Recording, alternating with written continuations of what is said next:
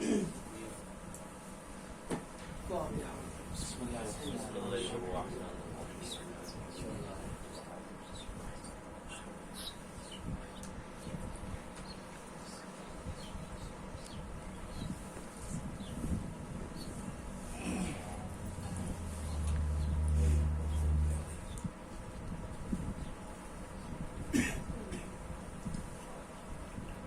حول ولا قوة إلا بالله العلي العظيم.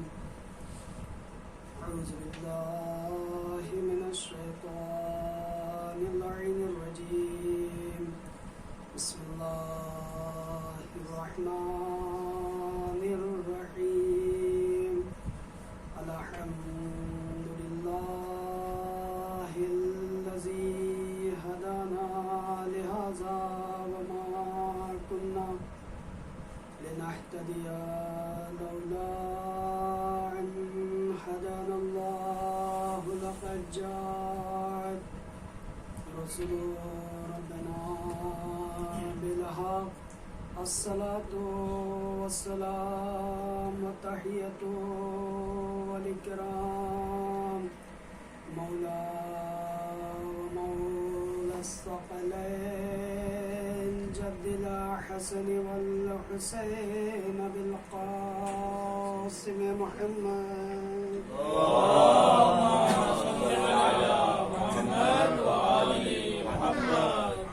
وعلى أهل بيت الطيبين الطاهرين المعصومين المظلومين. ولعنة الله على أعدائهم أجمعين من يومنا هذا إلى قيام يوم الدين.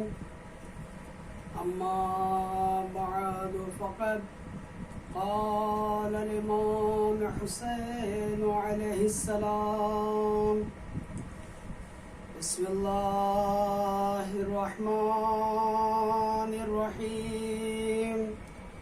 إنما خرجت لطلب الإصلاح في أمة جدي. صلوات محمد وآل محمد. اللهم صل على محمد وآل محمد. سوگواران مظلوم کربلا، ماتمداران سرکار امام حسین علیہ السلام، سن 1443 ہجری کے محرم کا چمک افق عالم پہ نمودار ہو چکا ہے. چاہنے والے دنیا کے جس گوشے میں رہتے ہیں، جیسے ہی وہ فلک پہ محرم کا چاند دیکھتے ہیں، اپنے اپنے گھروں میں عزا خانے سجا دیتے ہیں، اپنے اپنے گھروں میں تعزیے تیار کر دیے جاتے ہیں، علم مبارک سجا دیے جاتے ہیں، فرش عزا بچھا دی جاتی ہے، ایک مظلوم کی یاد کو تازہ کرنے کے لیے، ایک مظلوم پہ رونے کے لیے. ہاں عزیزو، یہ چاند نمودار ہو کے یہ بتاتا ہے کہ یہ مہینہ رونے اور رلانے کا مہینہ، یہ مہینہ غم و علم کا مہینہ ہے. یہ محرم کا چاند عزیزان گرامی نمودار ہو کے بتاتا ہے کہ یہی وہ چاند تھا کہ جس میں اہل بیت کا پورا کنبہ تباہ و برباد ہو گیا. میرے عزیزو، میں نے جس فقرے کی تلاوت کی ہے، سرکار امام حسین علیہ السلام اس وقت ارشاد فرمایا تھا کہ جب مدینے کو الوداع کہہ رہے تھے، جب مدینے کو چھوڑ رہے تھے، تو امام حسین علیہ السلام نے ایک فصیح و بلیغ خطبہ ارشاد فرمایا تھا. اسی خطبے سے میں نے ایک ٹکڑے کو آپ کے درمیان سرنامہ کلام قرار دیا ہے کہ حضرت امام حسین علیہ السلام نے یہ اس وقت ارشاد فرمایا تھا، یہ بات اس وقت کہی تھی کہ جب ولید نے امام حسین علیہ السلام کو بیعت کے لیے طلب کیا تھا.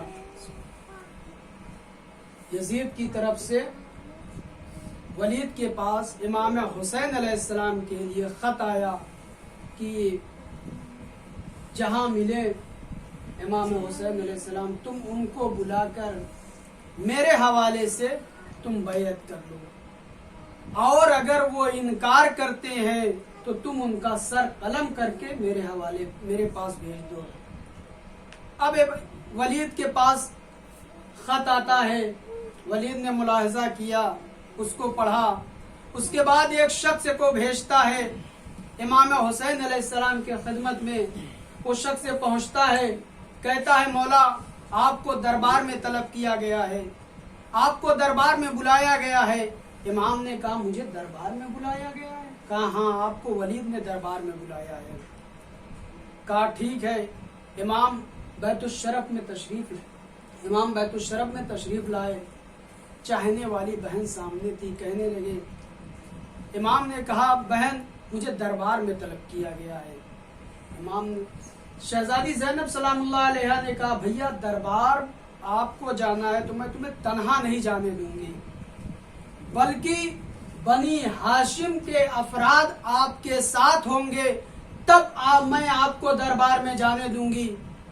ایک چھوٹا سا قافلہ تیار ہو گیا، امام حسین علیہ السلام قافلے کو لے کر دربار کی طرف آئے۔ دربار جب قریب آیا تو امام نے اپنے چاہنے والوں سے کہا دیکھو مجھے دربار میں تنہا بلایا گیا ہے، مجھے دربار میں اکیلا بلایا گیا ہے، تم لوگ یہی ٹھہرو، ہاں اگر آواز بلند ہو تو تم سب کے سب دربار میں چلے آنا۔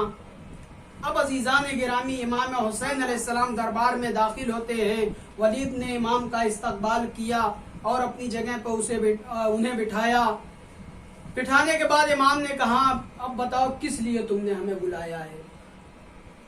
تو اس نے پورا قصہ بیان کیا کہ وہ اس بنا پر ایسے وہ مر گیا، اس کو جہاں جانا تھا چلا گیا، اب اس کا بیٹا جو ہے تخت خلافت حکومت اسلامیہ پہ بیٹھا ہوا ہے۔ کہا اچھا ٹھیک ہے، حکومت اسلامیہ پہ بیٹھا ہوا ہے، تب کیا کیا جائے؟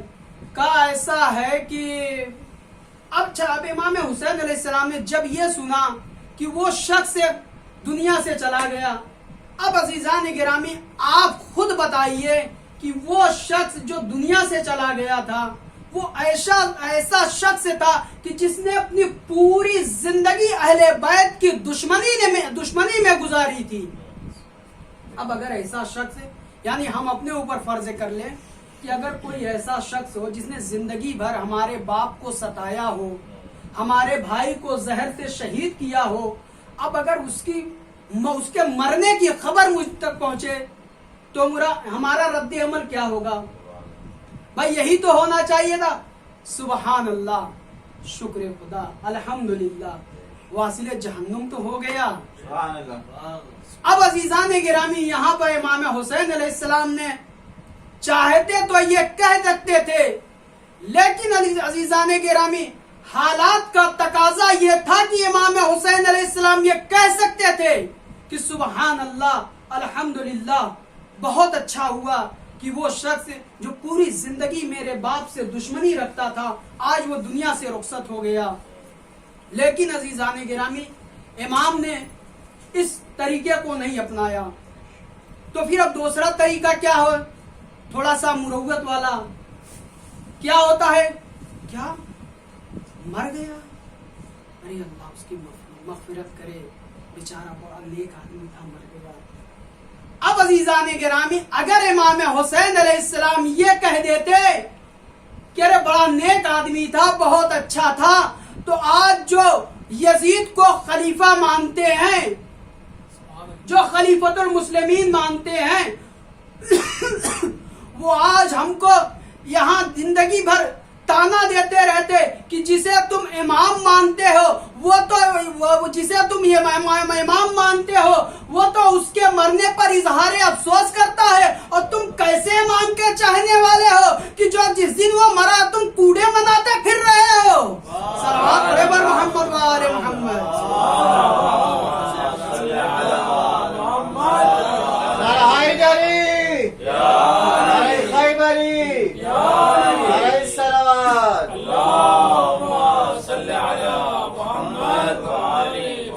کیسے انسان ہو کہ تمہارا امام جو تمہارا پیشوا ہے وہ تو اس کے غم میں شریک ہے، اور تم کیسے چاہنے والے ہو کہ جو تم کوڑے مناتے ہوئے پھر رہے ہو اور خوشیاں منا رہے ہو اس کے انتقال پر۔ اچھا عزیزان گرامی، اب دیکھیے نہ امام حسین علیہ السلام نے مدح سرائی کی اور نہ اظہار افسوس کیا۔ میرے عزیزو، اگر جواب کا طریقہ سیکھنا ہے تو فاطمہ کے لال سے سیکھے۔ میری جان قربان ہو حسین ابن علی پر۔ درمیان کا وہ طریقہ اپنایا کہ جس کے پڑھنے میں ثواب ہی ثواب ہوتا ہے۔ عزیزان گرامی، صلوات پڑھے پر محمد و آل محمد۔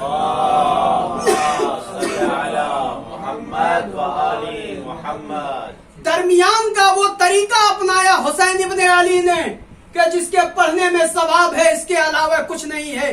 کیا کہا فرزند رسول نے کہ انا للہ و انا الیہ راجعون، کہ ہم سب اللہ کے طرف سے آئے ہیں اور ہم سب کو ایک دن اللہ کی طرف جانا ہے۔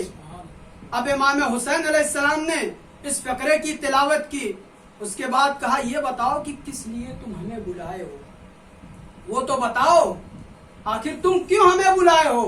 بہت دیر تک میں آپ حضرات کو زحمت نہیں دوں گا، بہت جلدی اپنی بات کو تمام کرنے کی کوشش کروں گا۔ اب عزیزان گرامی، امام حسین علیہ السلام نے کہا یہ بتاؤ کہ تم ہمیں کیوں بلائے ہو، وہ بھی تو بتاؤ۔ کہا آپ کو بلائے ہیں اس لیے کہ بیعت کر لے آپ یزید کے لیے۔ اب عزیزان گرامی، امام حسین علیہ السلام جیسے ہی یہ سنا کہا ولید بیعت، اور اس رات کے اندھیرے میں بند کمرے میں، آخر پبلک کو بھی تو بتاؤ گے، لوگوں کے درمیان بھی تو واضح کرو گے، لوگوں کے درمیان جتاؤ گے بھی تو، دکھاؤ گے بھی تو، آخر کل صبح تو ہوگی، کل دن کا اجالا بھی تو ہوگا۔ ایک مرتبہ